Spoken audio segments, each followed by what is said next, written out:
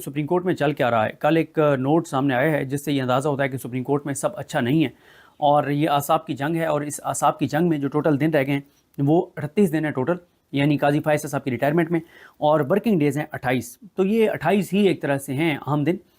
जिसमें अदालत में जजेस बैठेंगे, और ये 28 दिन वर्किंग डेज़ हैं, बाकी छुट्टियाँ हैं। और वैसे एक तरह से आप इस तरह से भी कह सकते हैं 28 दिन कि अगर आप टोटल 38 भी देखें तो 10 दिन पहले तो नोटिफिकेशन होना ही होना है मंसूर अली शाह साहब का, तो इसलिए आप उस हिसाब से भी टोटल भी 28 दिन कह सकते हैं, या वर्किंग डे 28 कह सकते हैं, जिस तरह से भी आप कहना चाहें आप कह सकते हैं। देखें, जजेस के दरमियान जो लड़ाई है उसका आगाज़ 12 जुलाई के फ़ैसले से हुआ, बल्कि उसके बेंच की तश्कील से हुआ। और ये लड़ाई कोई ज़ात की नहीं थी, बल्कि ये पाकिस्तान की लड़ाई थी, पाकिस्तान के मफाद की लड़ाई थी, आइन की, जमहूरियत की, इंसानी हकूक़ की, 25 करोड़ लोगों के मफाद की और जजेस के अपने हलफ से वफा की लड़ाई थी। जब मंसूर अली शाह साहब के पास ये केस लगा मखसूस नशिस्तों वाला, जिस पे पेशावर कोर्ट के फ़ैसले को चैलेंज किया तहरीक इंसाफ ने, तो 3 रुकनी वो बेंच था जिसमें मंसूर अली शाह साहब थे, मंसूर अली शाह साहब के साथ अत्तर मिनल्ला साहब थे और मोहम्मद अली मज़हर साहब थे। जब उन्होंने सुना तो मंसूर अली शाह साहब ने वो फ़ैसला मुअत्तल कर दिया जो फ़ैसला था पेशावर कोर्ट का, और साथ ही उन्होंने कहा कि ये मामला कमेटी के सामने रखा जाए और कमेटी जो है इस पर एक 5 रुकनी बेंच बनाए। उसकी वजह यह है कि 5 रुकनी bench practice and procedure act के बाद जो भी आइन की तशरीह का मामला आएगा उसके ऊपर ये तय है कानून में कि 5 रुकनी बेंच बनेगा। मामला कमेटी में आता है और कमेटी में जब मामला आता है तो काजी फाइज ईसा साहब जो है वो कहते हैं कि हम ऐसे करते हैं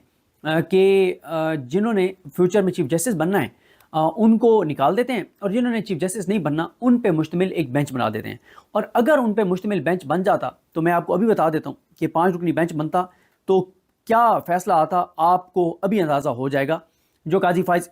ईसा साहब जो चाहते थे, काजी फाइज साहब ने कहा कि जी जस्टिस अमीनुद्दीन खान की सरबराही में बेंच बनाया जाए, और उसमें कौन हो, अमीनुद्दीन खान साहब हों, जमाल खान मंदोखेल साहब हों, और उसमें मोहम्मद अली मज़हर साहब हों, उसमें अतर मिनल्ला साहब हों, और उसमें हसन अज़हर रिजवी साहब हों, उसमें मुसरत हिलाली साहब छुट्टियों पे थी, इरफान सादत खान साहब हों, और ये हों अपना ये नईम अफ़गान साहब। तो इस तरह से काजी साहब ये बेंच बनवाना चाहते थे, और उसमें काजी साहब को अंदाज़ा था कि जो जजेज़ हैं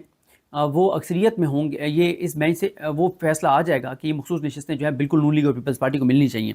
अच्छा, अब इसमें हुआ ये कि मुनीब अख्तर साहब ने कहा कि क्योंकि ऑलरेडी ये मंसूर अली शाह साहब की सरबराही में ये 3 रुकनी बेंच है, तो इसमें ना हम 2 जज और ऐड कर देते हैं। अब 2 जज कौन ऐड होने थे, 3 हो गए, मंसूर अली शाह साहब, मोहम्मद अली मज़हर साहब और अत्तर मिनल्ला साहब, ये उन 8 जजेस में शामिल हैं जिन्होंने आइन के मुताबिक और अपने हलफ के मुताबिक फ़ैसला दिया है। 2 जज और इनके साथ कौन ऐड होने थे, यानी अत्तर मिनल्ला साहब के बाद 2 जज हसन अज़हर रिजवी साहब और शाहिद वहीद साहब। 5-0 से फैसला आना था और PTI को ये मखसूस नशिस्तें मिल जानी थी अगर फिर मुनीब अख्तर साहब जो बेंच कह रहे थे वो होता। लेकिन काजी साहब ने कहा जी फुल कोर्ट बनाते हैं,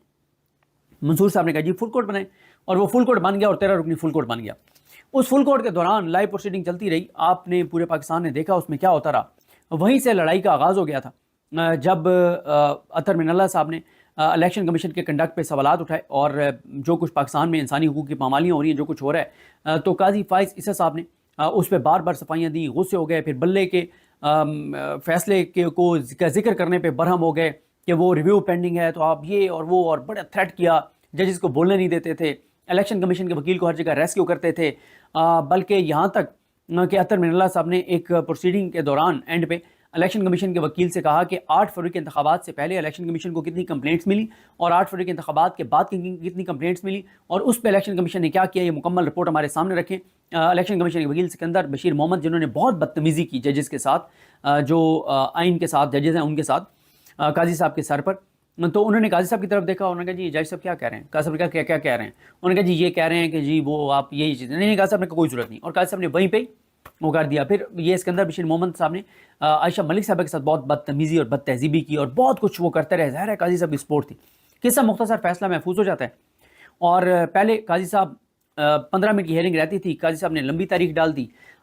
फिर काजी साहब जो है वो जजेस ने कहा जी आज ही मुख्तसर फैसला सुना देते हैं, फिर नहीं सुनाया, फिर काजी साहब लंबी 9 और 10 मुहर्रम की दरमियान छुट्टी आ रही थी, काजी साहब वो करना चाहते थे। लेकिन हुआ क्या कि जजेस ने इजलास बुलाया, काजी साहब को फैसला पकड़ाया हाथ में और कहा जी कल अनाउंस करें, और फिर वो जो अनाउंस होने के लिए कॉज लिस्ट जारी हुई, وہ कॉज लिस्ट जारी हुई पहले 3 रुकनी बेंच के सामने। फिर जजेस ने कहा कि ये क्या मतलब, वो मैं बात नहीं कहूँगा, जो हमारे शफकत अली कुरैशी दोस्त हैं हमारे, जो आजकल रंधे वाली सरकार मशहूर है ट्विटर के ऊपर,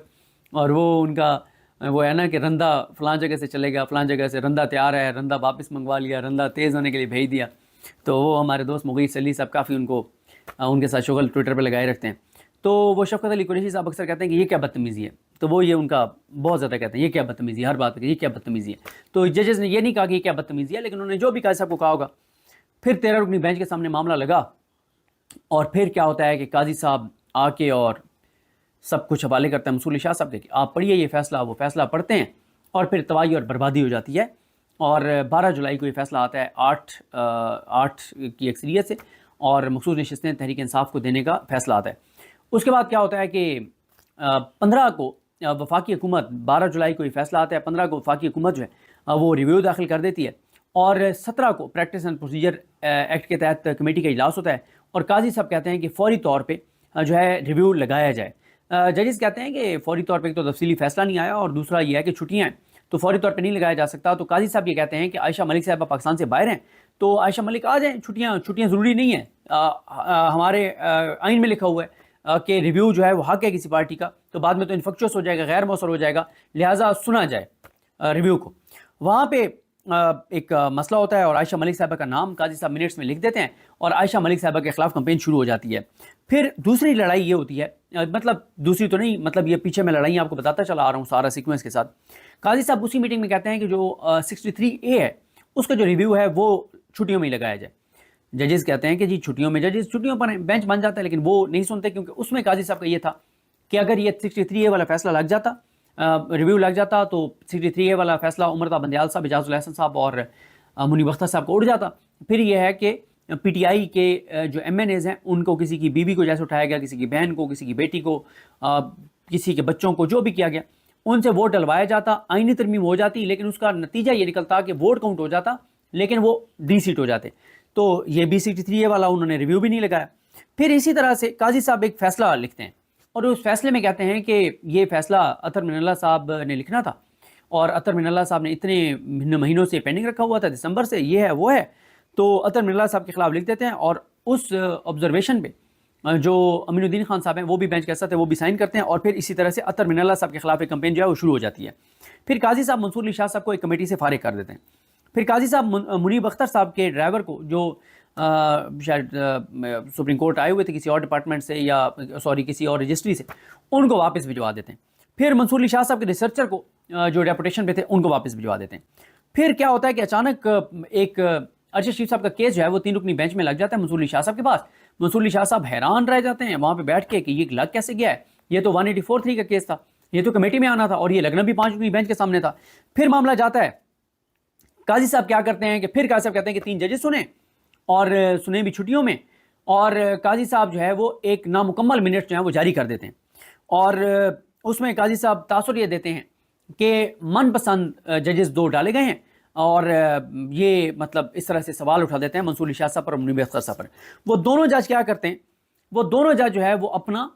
एक अलग से मिनट्स जारी कर देते हैं, और वो ये बताते हैं कि इसलिए हमने ये 5 रुकनी बेंच में ये जजेस शामिल किए हैं, क्योंकि पहले ये 5 रुकनी बेंच सुन रहा था, जिसमें जो हैं अपना क्या नाम है उनका, उमरता बंदियाल साहब रिटायर हो चुके हैं, इजाज़ुल हसन साहब और मज़ाहिर अकबर नकवी साहब मुस्ताफ़ी हो चुके हैं, तो 2 जज उस बेंच में से मौजूद हैं जो बेंच पहले सुन रहा था, और वो जो 2 मौजूद हैं उनके बाद हमने सीनियरिटी में 3 जज जो हैं वो कहा है कि वो आ जाएँ। तो मतलब ये ऐसा नहीं कि पिक एंड चूज़ किया गया, तो यहाँ पे फिर काजी साहब जो है वो एक्सपोज हो गए। उसके बाद क्या होता है कि नैब तरमीम केस का फैसला आता है इंटर कोर्ट अपील का, उसमें काजी साहब फिर मंसूर अली शाह साहब को अटैक करते हैं, और कहते हैं कि मंसूर अली शाह अगर उस बेंच से उठ जाते तो बेंच टूट जाता, और उमरता बंदियाल और इजाज़ुल हसन फैसला ना दे सकते। फिर इसी दौरान आपको ये भी याद होगा कि 2 जजेस जो काजी फैसल साहब के ग्रुप से तल्लुक़ रखते हैं, अमीनुद्दीन खान साहब और नईम अफ़गान साहब, वो एक फ़ैसला जारी, इख्तिलाफ़ी नोट जारी कर देते हैं 8 जजेस के से इख्तिलाफ़ करते हुए। उसमें वो इस्टेब्लिशमेंट को और इलेक्शन कमीशन को, हुकूमत को, सबको कहते हैं कि सुप्रीम कोर्ट के 8 जजेस का फैसला खैर ही नहीं है, मत मानो। और इसी तरह से इससे पहले ये भी हुआ था कि अतर मिनल्ला साहब पे इल्ज़ाम लगाया काजी साहब ने कि जो फैसल वाडा के ख़िलाफ़ तौहीन अदालत का नोटिस लिया गया है वो अतर मिनल्ला साहब के कहने पे लिया गया। अतर मिनल्ला साहब ने फिर एक नोट लिख दिया रजिस्ट्रार को कि मैंने बिल्कुल नहीं कहा कि आप इस तरह से توہین عدالت کی کارروائی کریں، تو انہوں نے اپنے آپ کو کلیئر کر دیا۔ پھر قاضی صاحب 9 سپٹمبر کو رپورٹرز جو ہیں ان سے بات کرتے ہوئے جب وہ کہتے ہیں فلاں کیس کیوں نہیں لگا، فلاں کیس کیوں نہیں لگا، تو وہ ٹارگٹ کرتے ہیں منصور علی شاہ صاحب کو اور منیب اختر صاحب کو، کہتے ہیں میں تو موجود ہوں، وہ چھٹیاں کر رہے ہیں، ان سے پوچھیں، یہ وہ سارا کچھ ان کے بارے میں اس طرح کی زبان استعمال کرتے ہیں۔ اور اسی طرح سے اب یہ سارا 12 جولائی کے بعد سے چل رہا تھا، اتنے ایونٹس ہوئے اور یہ یک طرفہ تھے، اٹیک تھا قاضی فائز عیسیٰ صاحب کی طرف سے ان 8 ججز پر، منصور علی شاہ صاحب، منیب اختر صاحب، ان کے اوپر۔ اور پھر ابھی قاضی صاحب نے انٹر کورٹ اپیل کا جو فیصلہ تھا اس کا نیب ترمیم کا، اس میں عمرتا بندیال صاحب کو اور اعجاز الحسن صاحب کو ٹارگٹ کیا ہے، اور ان کا یہ مقصد بھی یہ تھا کہ منیب اختر صاحب کو ایک وہ کرنا، ہرٹ کرنا تھا، کیونکہ ظاہر ہے منیب اختر صاحب بہت کلوز ہے عمرتا بندیال صاحب کے ساتھ اور اعجاز الحسن صاحب کے خلاف کے ساتھ۔ اب ہوتا یہ ہے کہ 14 سپٹمبر کو یہ ججز جو ہیں وہ ایک فیصلہ جاری کرتے ہیں، الیکشن کمیشن کی درخواست آئی تھی سپریم کورٹ میں۔ سپریم کورٹ نے جب مخصوص نشستوں کے کیس کا فیصلہ دیا تھا تو اس میں سپریم کورٹ کو پتا تھا کہ الیکشن کمیشن وارداتیہ ہے اور یہ کس کے ساتھ کھڑے ہوئے ہیں اور ان کا کنڈکٹ کیا ہے اور کردار کیا ہے سکندر عثمان راجہ کا اور ان کے ممبران کا۔ تو سپریم کورٹ نے کہا کہ اگر آپ کو کہیں پہ آپ کے دماغ میں، اگر کسی کے دماغ میں بھوسا بھر گیا ہے اور اس کا دماغ خراب ہے اور اس کو ہماری زبان سمجھ نہیں آ رہی، ہماری بات سمجھ نہیں آ رہی، تو وہ جو ہے وہ الیکشن کمیشن ہمیں ایک درخواست دے سکتا ہے، ہم چیمبرز میں اس درخواست کو سن کر، ڈسکس کر کے، سن کر نہیں، اس کو دیکھ کر، اور ہم جو ہے وہ وضاحت کر دیں گے اگر الیکشن کمیشن کو ابہام ہو۔ الیکشن کمیشن کیا کرتا ہے کہ ایک درخواست دے دیتا ہے سپریم کورٹ کو اور کہتا ہی ہے کہ جناب وہ بیرسٹر گوہر تو ہمارے ریکارڈ کے مطابق پی ٹی آئی کی چیئرمین ہی نہیں ہے اور نہ عمر ایوب سیکرٹری جنرل ہے، تو پی ٹی آئی کے جو 41 ایم این اے جن کو آپ نے آزاد ڈکلیئر کیا تھا، انہوں نے جو بیان الفی دیے ہیں اور ان کو جو تصدیق کیا ہے وہ گوہر صاحب نے اور عمر ایوب صاحب نے کیا، وہ تو ریکارڈ میں ہے ہی نہیں۔ تو سپریم کورٹ ہمیں گائیڈ کرے کہ اب ہم کس کی جو سرٹیفکیٹ ہے وہ مانیں، کس کے دستخط مانیں۔ سپریم کورٹ میں ہوتا یہ ہے کہ 9 سپٹمبر تک چھٹیاں تھیں، 9 سپٹمبر کو تمام ججز آ گئے، لیکن 2 ججز نہیں آئے تھے، منیب اختر صاحب نہیں آئے تھے اور دوسرے جج جو ہیں وہ منصور علی شاہ صاحب نہیں آئے تھے۔ یہ دونوں جج 12 اور 13 سپٹمبر کو آتے ہیں، اور 14 سپٹمبر ہفتے کے دن جب ایک طرف تماشا لگا ہوا تھا اور بھیڑ بکریوں کی طرح بند کر کے اور ڈربے میں مرغیوں کی طرح بند کر کے فارم 47 والے ایم این ایز کو اور چوروں ڈاکو لٹیروں کو بند کر کے رکھا گیا تھا، تو اس دوران سپریم کورٹ سے بڑا سرپرائز آتا ہے اور سپریم کورٹ یہ وضاحت کرتی ہے الیکشن کمیشن کو جواب دیتے ہوئے کہ جناب آپ نے ہمیں درخواست دیا، یہ غیر ضروری تھی، یہ سپریم کورٹ کے فیصلے پر عمل درآمد نہ کرنے کا بہانہ تھا، آپ واردات ڈال رہے ہیں، اور یہ 41 جو آزاد ایم این ایز تھے وہ آپ پی ٹی آئی کے ایم این ایز ہو چکے ہیں جنہوں نے بین الفی دے دیا اور جن کی تصدیق پی ٹی آئی نے کر دی ہے، تو اب یہ مطلب سپریم کورٹ نے ایک طرح سے کلیئر کر دیا کہ ان کا ووٹ کاؤنٹ نہیں ہوگا۔ ایک طرح سے سپریم کورٹ کا مطلب یہی تھا، اور وہ آئینی ترمیم کا حصہ نہیں بن سکتے، اور یہ سرپرائز تھا، یہ سرجیکل اسٹرائک تھی آئینی ترمیم کے اوپر اور قاضی فائز صاحب کی ایکسٹینشن کے اوپر۔ اچھا، اب یہ ہو گیا 14 سپٹمبر کو۔ اب وہ یہ ہے کہ کل ایک نوٹ سامنے آیا ہے، اور اس نوٹ میں یہ سامنے آیا ہے کہ ڈپٹی رجسٹرار نے ایک نوٹ لکھا ہے رجسٹرار کو کہ وہ یہ کہتے ہیں کہ ایک چیز چل رہی ہے کہ سپریم کورٹ نے کوئی وضاحتی فیصلہ جاری کیا ہے، لیکن نہ تو اس کی کاز لسٹ جاری ہوئی ہے، نہ اس پہ کسی کو نوٹس ہوئے ہیں، نہ کسی کو سنا گیا ہے، اور مجھے وہ رات 8 بجے تک عدالتی حکم نامہ ملا بھی نہیں ہے۔ اب اس میں یہ جو ڈپٹی رجسٹرار نے کیا ہے وہ کر ہی نہیں سکتا، وہ کر اس کی حیثیت اور اوقات ہی نہیں ہے کہ ڈپٹی رجسٹرار خود سے ہی کام کرے۔ یہ اس کے اوپر اب یہ الزام لگ رہا ہے کہ قاضی فائز عیسیٰ صاحب کے اوپر کے کہنے پر کیا گیا اور اٹیک کیا گیا 8 ججز کو،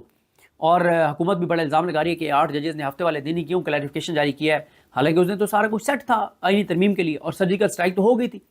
اب سلمان اکرم راجہ صاحب نے یہ بات درست کی ہے کہ اگر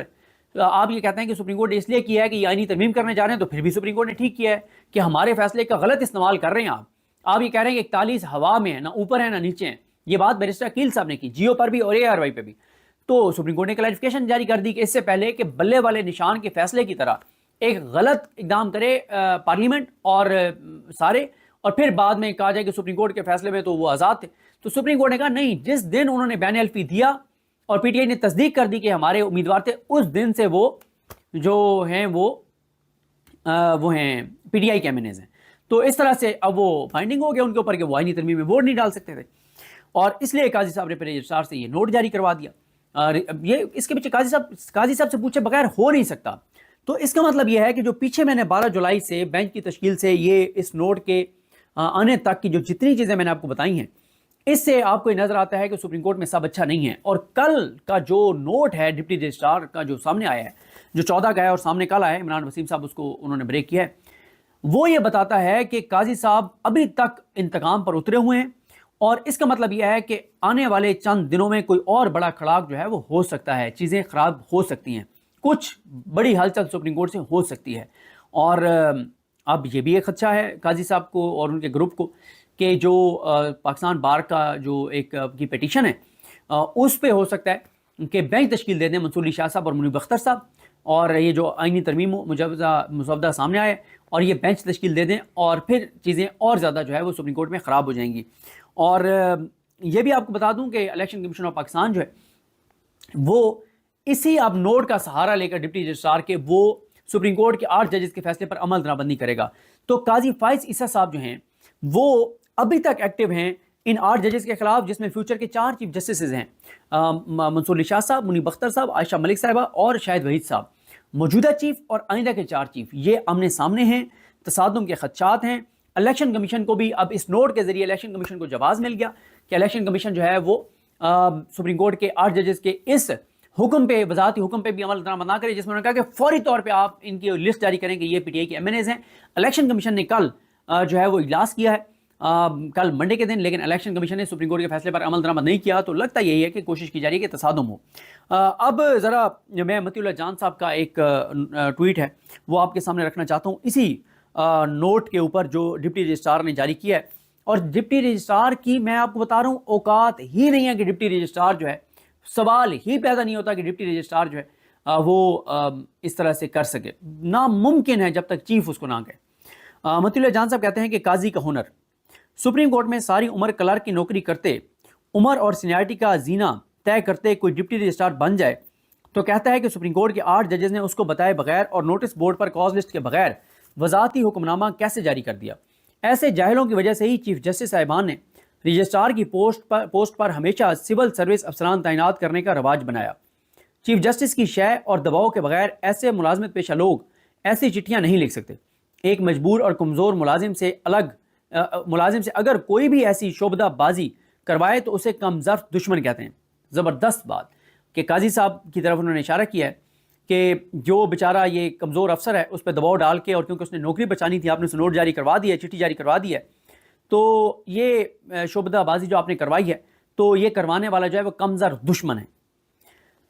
پھر وہ کہتے ہیں کہ کسی شعبدہ باز کو اصل غصہ اس بات کا ہے کہ سپریم کورٹ کے وضاحتی حکم نامے کے یوں اچانک جاری ہونے سے اس کی اسٹیبلشمنٹ اور حکومت کے ساتھ آئینی ترمیم پر کی گئی 2 سال کی محنت ضائع ہوتی نظر آ رہی ہے۔ اسی لیے 8 ججز کو پہلے اپنے قاصدوں پھر اس نالائق ڈپٹی رجسٹرار سے منظوری کروا کر فائل چیف جسٹس کے سامنے رکھوانی تھی، اور اس پر چیف جسٹس نے اس 1-2 دن دبا کر رکھنا تھا تاکہ حکومت، مولانا اور دیگر اتحادیوں کو اپنی 2 اکثریت کا یقین دلا سکتی۔ وہ یہ کہہ رہے ہیں کہ وہ یہ کہہ رہا ہے ڈپٹی رجسٹرار کہ پہلے وہ فائل اس ڈپٹی رجسٹرار کے پاس آتی کہ وضاحت جاری کر دو، وہ ڈپٹی رجسٹرار رکھتا قاضی صاحب کے سامنے، قاضی صاحب اس کو دبا پہ بیٹھ جاتے اور ہفتے اتوار کو آئینی ترمیم ہو جاتی اور قصہ تمام ہو جاتا۔ پھر وہ کہتے ہیں مگر 13 ججز کی فل کورٹ کے 8 اکثریتی ججز نے بر وقت قاضی وقت کی امیدوں پر پانی پھیر دیا۔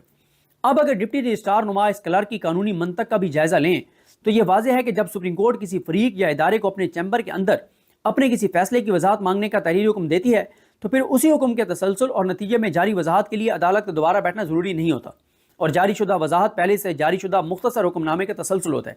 جس کے لیے عدالت لگانا ضروری نہیں۔ ویسے بھی جس سپریم کورٹ کا چیف جسٹس 2 بار پریس لیزوں سے اپنے فیصلے کی وضاحت کر چکا ہو، اسی کیس میں تیسری بار ایک فریق کو چیمبر میں بلا کر اس سے پوچھ کر فیصلہ لکھ کر عدالت میں سنا چکا ہو، اس عدالت کے نالائق ڈپٹی رجسٹرار کو ایسی حرکتیں زیب نہیں دیتی، اور پھر ایسا نوٹ لکھ کر اسے میڈیا کو لیک کرنے کا ہنر تو ہمارے ایک ہی جج کو آتا ہے۔ کیونکہ قاضی صاحب یہ نوٹ لکھتے تھے اور لیٹر لکھتے تھے عمر بندیال صاحب کو اور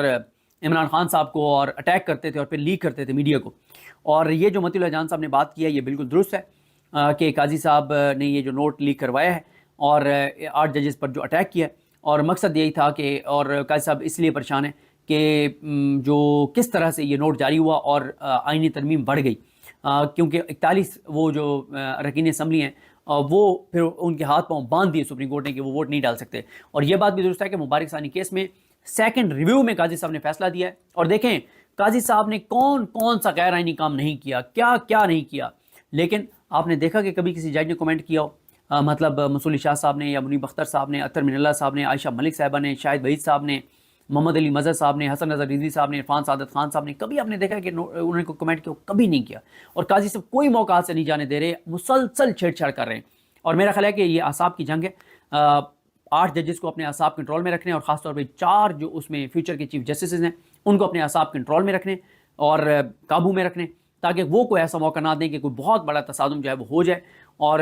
میرا خیال ہے الیکشن کمیشن یہ چاہ رہا ہے کہ سپریم کورٹ کوئی نوٹس لے یا کوئی کنٹیمپٹ پروسیڈنگ سٹارٹ کرے اور ایک لڑائی شروع ہو جائے. لیکن میرا نہیں خیال کہ ججز یہ کریں گے. یہ ججز بڑے سلو چیزوں کو لے کے چلیں گے، اور تفصیلی فیصلہ بھی ابھی تک نہیں آیا. اس کی بھی شاید وجہ یہی ہے کہ ججز کو پتہ ہے کہ تفصیلی فیصلہ آ گیا تو ریویو لگانا پڑے گا، ریویو لگا تو پھر 8 ججز پہ دباؤ ہوگا، پھر شاید 1-2 ججز خدا نہ خواستہ وہ اپنا فیصلہ بدل لیں، 2-3-4، اور پھر پتہ چلے کہ دوبارہ مخصوص نشستیں نون لیگ اور پیپلز پارٹی کو مل گئی ہیں، چوروں ڈاکوں لٹیروں کو، اور قاضی صاحب کی ایکسٹینشن کی ترمیم یا فیڈرل کورٹ کی ترمیم انہوں نے کر دی ہے. تو یہ جناب صورتحال ہے. اگلے دن نظر رکھنی ہوگی سپریم کورٹ پہ، کسی وقت بھی کوئی بڑی خبر آ سکتی ہے. اور سب سے بڑی خبریں آئیں گی جب پرسوں جمعرات کے دن، کل بدھ یا پرسوں جمعرات کو، جب پریکٹس اینڈ پروسیجر ایکٹ کے تحت جو کمیٹی ہے اس کا اجلاس ہوگا، تو اس میں یہ 2 ججز جو ہے وہ بینچ بنا سکتے ہیں. یہ جو پاکستان بار کونسل کی درخواست ہے، جو پی ٹی آئی کی درخواست آ رہی ہے اس کے اوپر، اور کوئی اور بھی عام کیسز وہ ٹیک اپ کر سکتے ہیں، کوئی عام کیس لگا سکتے ہیں، کوئی سوموٹو بھی لے سکتے ہیں. تو چیزیں ٹھیک نہیں ہیں سپریم کورٹ میں، چیزیں کسی وقت بھی ایکسٹریم پہ جا سکتی ہیں. گو کہ منصور علی شاہ صاحب اور منیب اختر صاحب کی کوشش یہ ہوگی کہ کوئی ایسی تصادم کی صورتحال نہ ہو، تاکہ یہ بس 28 دن کسی طرح سے گزر جائیں اور اللہ تعالیٰ پاکستان کو اس سارے ایک جو کچھ ہو رہا ہے اس سے نجات دلائے. کیونکہ 25 اکتوبر کے بعد بہت مشکل ہے یہ جبر، یہ فسطائیت، یہ جو کچھ اس ملک کے اندر ہو رہا ہے اس کو جاری رکھنا. تو بہرحال جی دیکھتے ہیں چیزیں کیسے آگے بڑھتی ہیں.